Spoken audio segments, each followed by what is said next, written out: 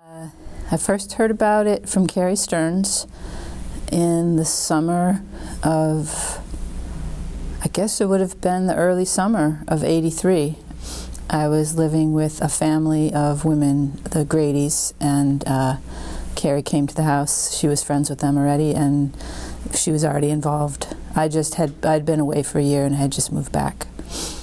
I joined a women's affinity group here in Ithaca, and let's see, I don't, like the timing, I can't remember, but yeah, I went the first summer for sure. Yeah, I felt kind of shy. I remember sticking to the front of the property, but I was impressed by the whole like cooking setup, and I thought that was really cool. I never slept there. I remember doing some kind of workshop, like I think it was a Joanna Macy Despair and Empowerment workshop up in the barn with maybe, I don't know, 15 or 20 women.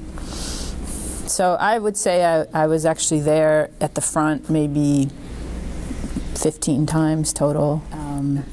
One kind of interesting story was I had gone to Catholic school here in Ithaca, and the nuns that we had were out of Rochester, and I saw my 8th grade teacher, who was a nun from Rochester, and she was there with other nuns and apprentice nuns, whatever that's called, and they were doing a little walk from the camp down to the main gate, and I was like, oh my God, Sister Kathleen, this is great. So I joined them and went on the walk down there with them. And then when we got to the main gate, they had a service, a communion service. And I remember one of the, whatever they're called, novitiates or apprentice nuns, saying, well, we can't have communion because we don't have a priest here. And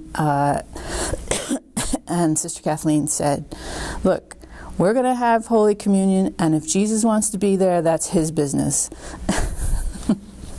Which to me was great. I think there was at least 3 affinity groups from the Ithaca area that were focused on Seneca Army Depot. I could be wrong, because I then also got later involved with Griffiths Air Force Base, and there was affinity groups around that as well. But I believe there was 3 affinity groups. There was a women's affinity group, parents affinity group, and then a mixed gender affinity group. And we, the biggest thing I remember is that we met and made these masks out of, it's not exactly paper mache, but they're made, it becomes your face. And so we made those in pairs in someone's living room, and then we decorated them, and then we took them to the fence and left them there as a symbol of that people are watching what's going on here. Yeah, I was a student at Cornell, and I met this family that I later was living with named the Grady's, and we went to the Pentagon in 1980 through Jonah House, which is a House of Faith and Resistance in Baltimore, who organized a year-long presence at the Pentagon. So we had a group from Ithaca that plugged into that, and we went down in July of that year, and then we went back. Yeah, so I had been involved with stuff around that. I think the first time I was arrested was at Seneca. There was a time when we went to all the gates, is that right? I mean, do you guys remember that? So, I mean, I feel, unless I'm mixing it up with Griffiths, that I feel like there was a time when we went to all the gates, and, well, I remember vividly that we were at the gate farther away, closer to Seneca Lake, and that there was like a bit of a walk, and I remember this woman came out of her house with the American flag, and she was very angry, and she had this, point on her American flag, and it was almost like she was waving at us, like she was threatening us with the American flag, which is pretty interesting symbolism. And we went up over the fence, and we had put carpets over the top because there was razor wire, and we were helping each other up over the fence. And I must have been with the Women's Affinity group. I feel like that was maybe either later in the summer or maybe in the fall of that year. Maybe not. And then I was arrested a second time. So the first time I just got a ban and bar letter. And then the second time, it was just 3 of us. And I don't remember the other women's names, but what we did was we went kind of on an obscure dirt road. I was sort of interested in the whole thing with the railroad tracks because I had been interested in the writings of Jim and Shelley Douglas in Washington State, and they were tracking the route of the nuclear weapons from Amarillo, Texas, to where they lived in Washington, and saying that this train is going through the United States with nuclear weapons on it, and people weren't aware of it, and they had this whole thing where people would try to watch and alert. And so I was aware of that, and I was interested in the fact that there are tracks at Seneca. And I mean, as far as we knew, they were flying the weapons in and out, but we weren't sure because they never really would say. So I wanted to go in there and sit on the tracks. So that's what we did. We walked in, we went over the fence in an obscure place where there was nobody around. It was easy. In fact, we might have gone under the fence. And then we walked for about a mile, the 3 of us. And then we got to where the tracks were, and we sat down on them. And I kind of remember we were a little bit out in the open, like, so they finally did see us, and they came and arrested us. And because it was my, so the first time we went to court, yeah, we went to court, but they gave us a ban and bar. So the second time, to my surprise, we were given, like, we were facing jail time, which I actually, when I did the action, didn't think that that would have been the case. So I prepared a defense. I think the other 2 women, God, I don't remember, but they weren't at trial with me, I don't think. I think I was by myself, and I prepared this defense and presented it in Rochester, and was found guilty and was sentenced to 60 days in jail, which I served. The first 10, I was a federal prisoner, but they put me in county jails. So the first 10 days I was in Monroe County Jail in Rochester, and then they transferred me to Oswego, and I ended up serving 50 days total out of 60. And that would have been the fall of '84, I guess, or winter, I don't know. I could look it up. It was transformative. It was what was the final kind of thing of radicalizing me, really. I mean, and it changed my life. I went from having, been to Cornell University, having been, raised white, upper middle class, and reading about racism and reading about classism and injustice and all this stuff and being interested in it. But when I walked into that jail cell, there were 10 women in this one unit, and 9 of them were women of color. And there I was. And it just sort of went from my head to my heart. And I understood it all in a moment, just the total injustices that are going on in this country. And yeah, I've never really been the same. And I've never looked back, because I just didn't want any part of a country that would do this to people. So I've never, I come from a family where, my brothers and sisters are professionals. They're doctors, they're lawyers. Our parents raised us to what we would be, and I haven't followed that track at all. And I think it's because I went to jail and then kept going in that direction and have been an activist ever since then. My family wasn't necessarily conservative. In fact, my mother's a liberal Democrat, but they're mainstream middle class, I would say, white Americans. So, she was kind of, didn't know quite what to make of the fact that I was getting arrested. In fact, she told me she went to a Christmas party, and she met, this was a few years later after I'd been arrested, at Griffiths Air Force Base, and she met someone at the party who was like, "Oh, I was arrested with your daughter," and that's not her world. She didn't really know what to make of it. I think it was a part of the whole fact of me getting involved through people that I was meeting, and obviously, as I said, I also got involved with Griffiths Air Force Base stuff, but it became like, because of Seneca, I knew about Greenham, and I knew about, there was a peace camp in Holland, and I was just sort of aware of all that stuff. I think meeting the women that I met had an effect on me, just in the sense of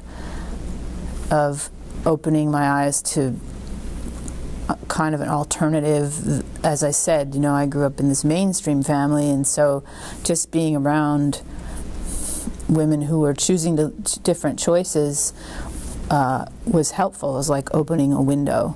I'm not sure. I didn't step into it maybe as thoroughly as some of the women that were there at the camp, but I think it enabled me to find my own path, maybe in a way that I might not have been otherwise. I think people thought it was too radical. I think there was some kind of, I don't know if the word stigma or something, because it was thought that everyone there was a lesbian. I certainly remember when there was that walk where people got stopped in Waterloo, and Barbara Deming was there, right? And I remember, what stands out more to me was the anger that it seemed to arouse in people. Like I said, that woman with the flag, and in Waterloo it was sort of the same thing. I mean, they had a permit to do this walk, and yet the courts or whoever allowed the angry townspeople to stop them in their tracks and get arrested when they had a permit. And so that is sort of what I remember about, but it didn't have an effect on me, but I remember that was sort of at the edges of it.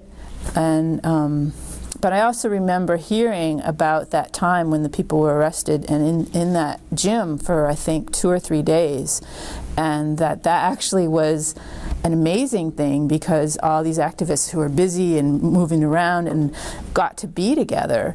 And that I remember hearing that Barbara Deming kind of calmed the atmosphere down and was interacting with the guards in a way that was respectful and treating them with dignity, and that kind of helped the atmosphere. And that it was like all these women got to be together and kind of learn from each other and develop this solidarity and even have fun, is what I remember.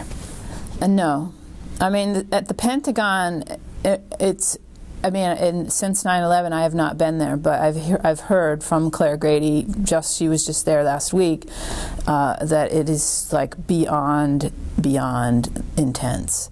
But even when I was there in the mid-'80s, it was pretty creepy.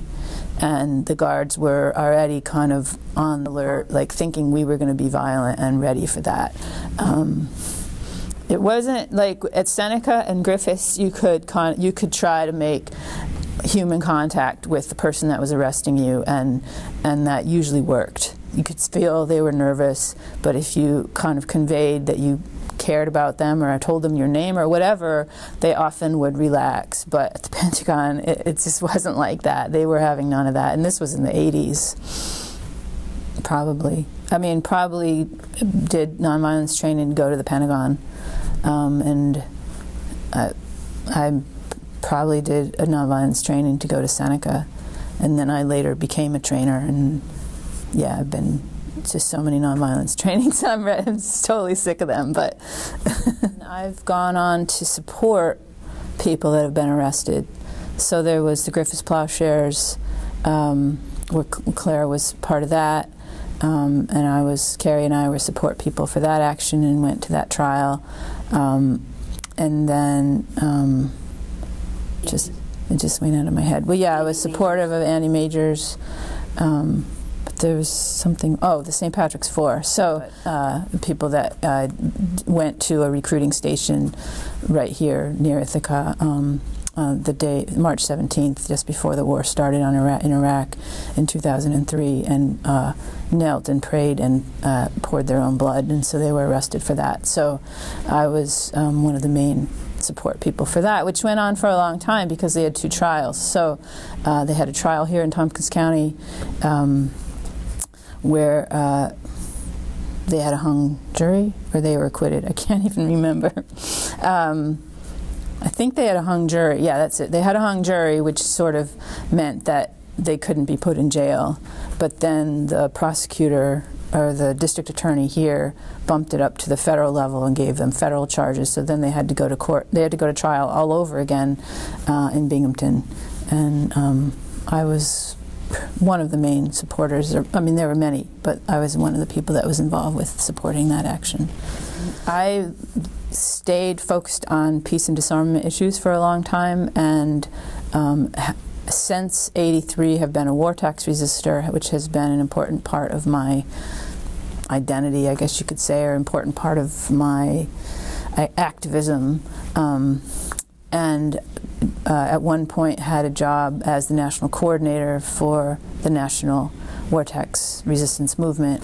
I did that for 4 years here in Ithaca. But in the past few years, my focus has changed slightly to economic justice and issues of class. So I'm currently involved with the Tompkins County Workers Center, which was the Living Wage Coalition, and interested in class issues, and went and actually got a job at Walmart to see what it was like for people, and then did that for twice, and then most recently went and worked at the Ramada Inn as a housekeeper, and to see what that was like, which was unbelievably hard.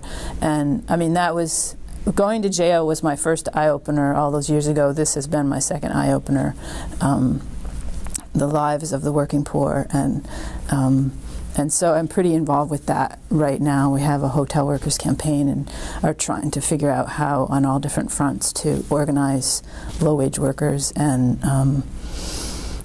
organize for better wages. So I haven't been involved in going to the Pentagon and or stuff like that on a getting arrested level. I don't know if I'm feeling more kind of hopeless as I get older or what, but I truly value civil disobedience, and I understand its place in history as it has been so far, but I guess I just don't feel drawn to doing it anymore. It just seems like, is that all there is? You know, on one hand, I feel like we should all be in the streets. Like, if we were all in the streets, we would stop this war. And I feel so anguished about it that I can't even really read the papers. I can't even really read about, on a day-to-day basis, about what's going on in Iraq. But I just don't know what we can do. And I see, you know, my friends that have gotten arrested, and not just the St. Patrick's 4, but, you know, we had demonstrations here in the streets. There was a moment where the police all sort of came around, and then they said, you have to stay to the sidewalk, and one person stepped out, and then basically a bunch of people stepped out. But it was only 26 out of a few hundred, you know, and I don't know, I don't know what there is to do. And I guess I feel like if you can meet people where they're at, and work with where they're at, and bringing them into the movement, and where people are at, a lot of people are, you know, they don't even really make enough money to feed their families, or they're struggling to feed their families, and they don't have time to go to meetings about the war. So that's one of my thoughts. It's very conflicted, and it's not fully fleshed out, but I think that Catholic school and my family taught me that everyone on this planet is our brother and our sister, and that, as I said, my mom is a liberal Democrat, so there's this strand of Catholicism that does look out for the poor, preferential option for the poor, liberation theology. So, I mean, I didn't have that when I was younger, but I had this feeling that, yes, we have to look out for each other. And then once I met the Grady's and got exposed to liberation theology, that was that's what made sense to me, and the Catholic worker movement. And so I'm part of the Catholic worker here in Ithaca, and that I feel like that's my community. And for people who don't know, I mean, the Catholic worker is not associated with the Catholic Church, so it's quite kind of anarchistic and even eclectic, you could say, and people aren't necessarily Catholic who are in the Catholic worker, and but it is doing action for a better world coming out of a faith. And I don't consider myself a Catholic anymore. I don't go to Mass, but I can still resonate with the justice tradition of the Catholic Church.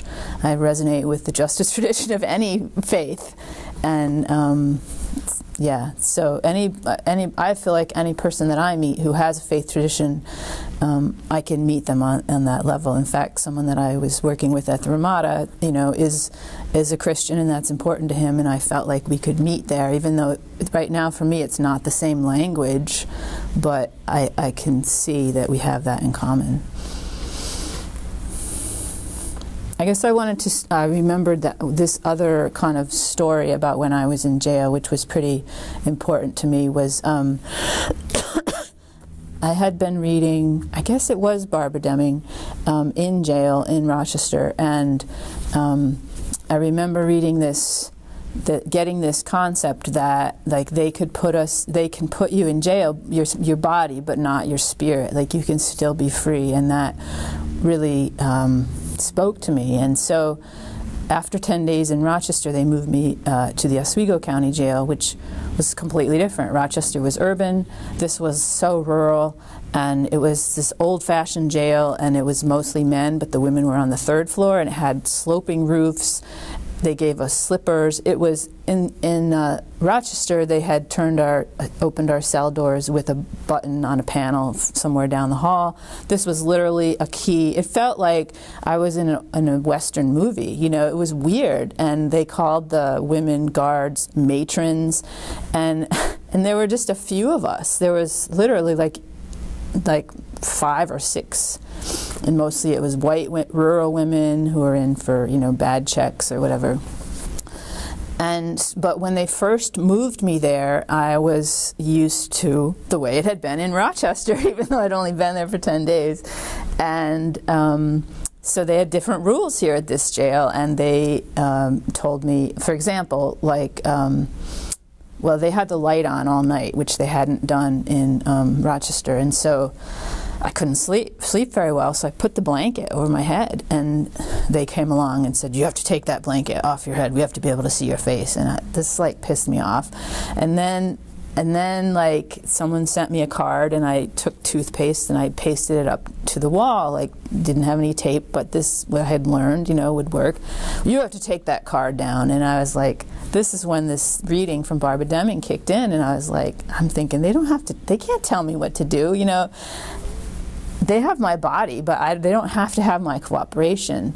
And so I was like, no, I'm not going to take that down. This was face-to-face to a guard through the bars. And the guard was totally didn't know what to do. And went downstairs, someone else comes up. This was a guy, a man, and, "You need to take that card down." And I'm like, no, I don't. And again, he didn't know what to do, so he goes downstairs, and then there's this loudspeaker outside my cell on the wall, and a few minutes later this voice comes out of the loudspeaker saying, "Ms. Loehr, yes, take that card down." And I'm like, no. It was just ridiculous. So it was Friday afternoon, the warden was gone, and they didn't know what to do with me. And so for the weekend, it was like this standoff. And then Monday morning came, and they like dragged me out of my cell. Well, I was used to being dragged places. You know, I'd been arrested at Seneca, and it's like, well, whatever. They dragged me out of my. I guess they couldn't themselves take it down. I don't know, but they just took me to another cell. That was their way of resolving it. But I think I did get that, you know, that we have this strength that maybe I hadn't really been aware of before or tapped into before, this deep personal strength that you can have, that you can tap into. A lot of my siblings, I have 7 siblings, a lot of them are very supportive of what I do, and that makes a lot of difference. I think my parents still don't. My mom sort of gets it, but I think it's a threat to her, the choices that she's made in her life, so it's hard for her to embrace it. But I think she does appreciate it and on a certain level, and, you know, accepts me as I am on a certain level, but it's not like full-fledged, because that's not what the choices she's made, so we can't like sit down and have long conversations about it. But she's tried as best as she could. She went and worked, when they lived in Texas, she worked for a parish which was a pretty liberal brand of Catholicism. So those people actually understood. Like her boss, a priest, used to refer to me as Mary the Felon. How's Mary the Felon? You know, and I would come to visit, and they'd be like, oh, it's this one, you know, we like her, you know. And my mom, she got all that. She knows about liberation theology and stuff like that. So she appreciates it, I guess. I don't think people are going to change until they're forced to. So I guess my best case scenario would be that peak oil hits, and that people are totally, like, our whole lives are turned upside down in terms of what we're used to doing, and food that we're used to getting, and cars driving, and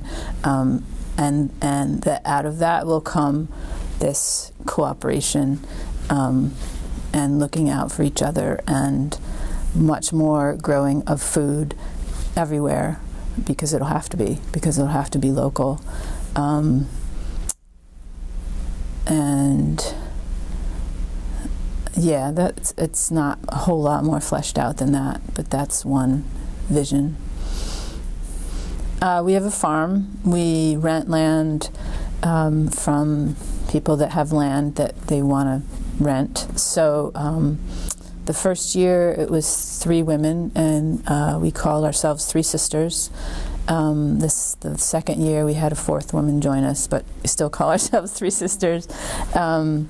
And we're a community-supported agriculture farm, which means that households and families or whoever will sign up in the spring with us and pay us money, and then we will grow food for them. And then in our case, they come to the farm once a week and pick up the food. So, and we also have flowers, which is wonderful, and people love, and we love. And so yeah, we all work part-time, because organic agriculture in our society is not subsidized like conventional agriculture is. So it's hard to make a living, and we're deliberately small, more out of personal preference.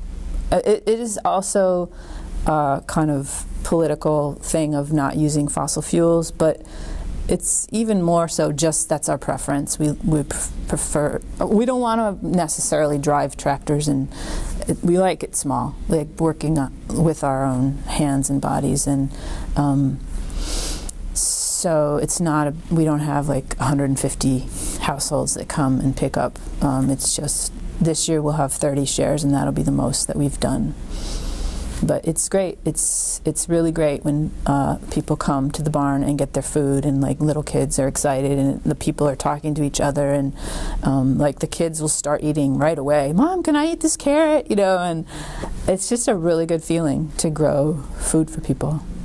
That group, the Tasteful Ladies for Peace, it always rubbed me the wrong way, and maybe I knew one of the women in it. I didn't sort of get it, but it's vaguely rubbed me the wrong way. It felt like they were it was a put down of the peace camp, I think. That was my sense of it. Like, the peace camp wasn't tasteful, and we are. And maybe it was such a total joke that I didn't get it, but that could be, yeah. And now that I'm like more tuned into class issues, I kind of even take more offense at it, but yeah.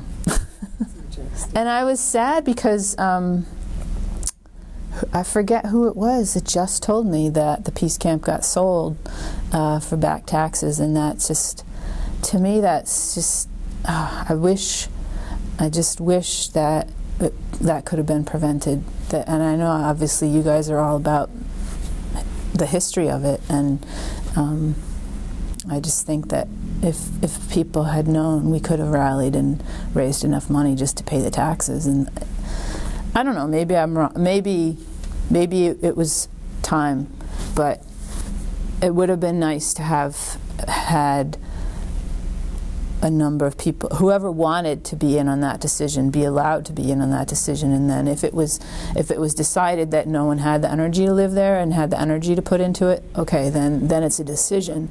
But to have it be just that it happened with none of us really knowing and getting to that, to me, that's sad. And a friend of mine actually was driving by like 2 weeks ago, and he said there was stuff out on the road, and I'm not sure if he stopped and got it. The message was, there's stuff out there that should be saved for historical purposes. That is a piece of history, Herstory, that should be preserved, and that it can transform into a different vision if that's what people would choose. I remember when I was at Cornell, it was 1980, 81, and 82, and I was part of this group called the Disarmament Breakfast, and we would meet every Thursday morning at 7:30 and have pancakes and talk about disarmament issues. And they showed this movie, I don't know the name of it. I think it was, what stuck with me was that it was like, we're at this turning point around the nuclear arms race, and we can stop it. And that really stuck with me. And like, my thought was like, well, how did it turn out? You know, like, or how will it turn out? And we actually can do something or not do something. And, you know, maybe there's just as many nuclear weapons in the world as there was 25 years ago, but certainly the fear and the hype around that has gone way down since that time. And so in some ways I feel like we did have an impact on that situation. And I don't know where the clock is, how many minutes to midnight. It's probably 6, which is not, as you know, still not that great, but at least it's not 1 or 2. Well, first of all, you know, they closed the depot. So, and that was a moment that went by. I remember thinking at the time that we needed to have a big party, because, you know, even after the peace camp wasn't active, there were still people here in Ithaca that were still going up to the depot, and we would like, oh, I actually could bring that to you guys too. I mean, I have flyers. We would go to the gate in the morning and give flyers to the workers that were going in. So there was still this focus on it, and our one big thing of ours was conversion, you know, like economic conversion. Like, let's have jobs that aren't building bombs. Let's have jobs that pay people but do other things. And we would write leaflets about that. And so, like, it was a big focus for many years, and other people that we knew were still getting arrested there and stuff. And then it closed. And we didn't do anything. We didn't have this big party, and I guess it's still, I regret that we didn't. We should have had a huge party, even if